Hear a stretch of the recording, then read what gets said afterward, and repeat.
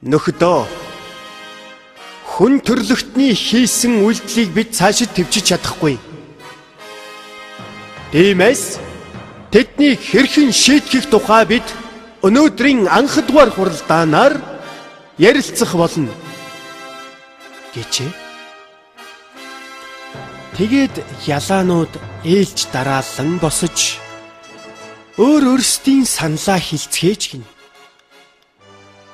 Аимшигтай шийтгэлүүд, аимшигтай зүйлсийг ялаанууд ярьсаар байлаа. Хамгийн өндөр настай, хамгийн ухаалаг нэгэн ялаа гарч ирэхээс өмнө энэ ярианууд болж гин. Тэгээд тэр хөгшин ялаа гарч ирэхэд танхим нам гүн болж нэг ч ялаа дөнгөнхөө болж гин. Тэгээд тэр ялаа, "Нөхдөө, надад нэг ийм санал байна. Хүн төрлөختний тэр болчимгүй үйлдэлийг шийтгэхийн тулд бүх ялаа нэгэн амархан зүйлийг үүдмөх хийх хэрэгтэй.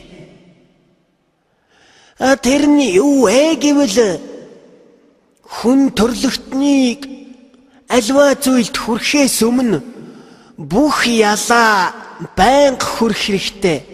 Жишээлбэл тэдний унд хоол, мал, хуй, хог хаягдал, тэдний ялгадасд ч бас ялаа төрүүлж хүрэх хэрэгтэй. Хүмүүсээс төрүүлж хүрэх хэрэгтэй шүү дээ. Тэгэх юм бол ялаа бид хүн төрлөختөнд өвчнийг тарааж тэднийг шийтгэх болно гэжээ.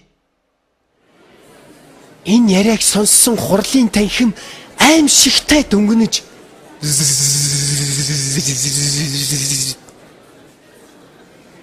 гэж нэгэн дуугаар батлаж гээ.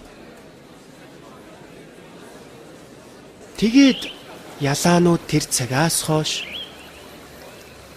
бүх зүйлд өртөн хурж нэг газраас нөгөөд данжин хүн төрлөختөнд өвчнийг тараадаг болсон юм гэдэг.